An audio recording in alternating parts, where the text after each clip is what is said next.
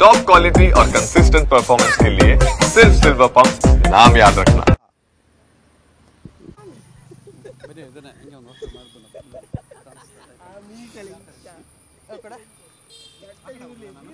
ಓಕೆನಾ, ರೆಡಿಯಾ? ಧರ್ಮಸ್ಥಳ ಸುತ್ತಮುತ್ತ ನೂರಾರು ಹೆಣಗಳನ್ನು ಹೂತಾಕಿದ್ದೀನಿ ಅಂತ ಹೇಳಿ, ಓಕೆನಾ, ರೆಡಿಯಾ? ಧರ್ಮಸ್ಥಳ ಸುತ್ತಮುತ್ತ ನೂರಾರು ಹೆಣಗಳನ್ನು ಹೂತಾಕಿದ್ದೀನಿ ಅಂತ ಹೇಳಿ ಅನಾಮಿಕ ದೂರುದಾರ ಒಬ್ಬ ತಪ್ಪೊಪ್ಪಿಗೆ ಒಪ್ಕೊಂಡಿರುವಂಥದ್ದು. ಸದ್ಯಕ್ಕೆ ಅದರ ಉತ್ಖನನ ಕಾರ್ಯ ಇವತ್ತು 5ನೇ ದಿನಕ್ಕೆ ಕಾಲಿಟ್ಟಿದೆ. 5ನೇ ದಿನ 9ನೇ ಪಾಯಿಂಟ್ನಲ್ಲಿ ಈ ಒಂದು ಉತ್ಖನನ ಕಾರ್ಯ ನಡೆಯುತ್ತೆ. ಈ 9ನೇ ಪಾಯಿಂಟ್ ಎಲ್ಲಿದೆ ಅನ್ನೋದನ್ನು ನಾವು ಎಕ್ಸಾಕ್ಟಾಗಿ ತೋರಿಸ್ತಾ ಹೋಗ್ತಾ ಇದ್ದರೆ, ಈ ರಸ್ತೆ ಏನು ಕಾಣುತ್ತೆ, ಈ ರಸ್ತೆ ಉಜಿರೆಯಿಂದ ಧರ್ಮಸ್ಥಳಕ್ಕೆ ಬರುವಂತಹ ರಸ್ತೆಯಾಗಿದೆ. ಸೊ ಏನು ಒಂದು 8ನೇ ಪಾಯಿಂಟ್ನ ಸೇತುವೆ ಏನಿತ್ತು, ಅಲ್ಲಿಂದ 1 ಕಿಲೋಮೀಟರ್ ದೂರದಷ್ಟು ಕ್ರಮಿಸಿದರೆ ಈ ಒಂದು 9ನೇ ಪಾಯಿಂಟ್ ಸಿಗುತ್ತೆ. ಸೊ 9ನೇ ಪಾಯಿಂಟ್ ಎಲ್ಲಿದೆ ಅನ್ನೋದನ್ನು ನಾವು ಈಗ ಎಕ್ಸಾಕ್ಟಾಗಿ ತೋರಿಸ್ತಾ ಹೋಗೋದ್ರೆ ಇಲ್ಲಿ ನೋಡ್ಬೋದಾಗಿದೆ. ಈ ಒಂದು ಪೊದೆ ಏನಿದೆ, ಸೊ ಇಲ್ಲಿ 9ನೇ ಪಾಯಿಂಟ್ ಇರುವಂಥದ್ದು. ಅಲ್ಲಿ ನಾವು ಝೂಮ್ ಮಾಡಿ ನೋಡೋದಾದರೆ 9ನೇ ಪಾಯಿಂಟ್ನ ಮಾರ್ಕ್ ಮಾಡಿ ಅಲ್ಲಿ ಹಾಕಿರೋದನ್ನು ನಾವು ನೋಡ್ಬೋದಾಗಿದೆ.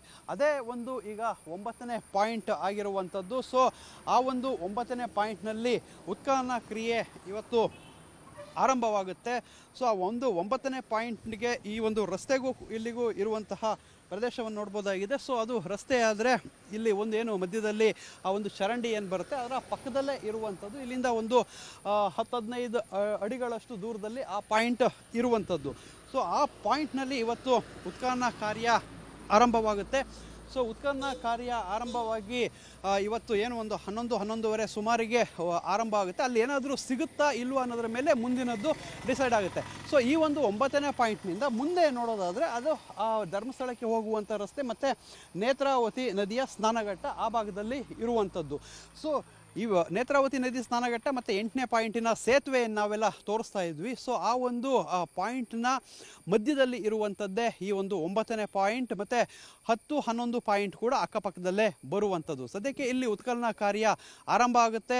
ಅಲ್ಲಿ ಏನು ಸಿಗುತ್ತೆ, ಅಸ್ಥಿಪಂಜರ ಏನಾದರೂ ಸಿಗುತ್ತಾ ಸಿಗಲ್ವಾ ಅನ್ನೋದ್ರ ಮೇಲೆ ಮುಂದಿನ ಪಾಯಿಂಟಿಗೆ ಹೋಗುವಂಥ ನಿರ್ಧಾರವನ್ನು SIT ತಂಡ ಮಾಡಲಿದೆ. ಕ್ಯಾಮ್ರಾಮನ್ ರಾಜೇಶ್ ಜೊತೆ ಪೃಥ್ವಿರಾಜ್ ಬೊಮ್ಮನಕೆರೆ, TV9 ಧರ್ಮಸ್ಥಳ.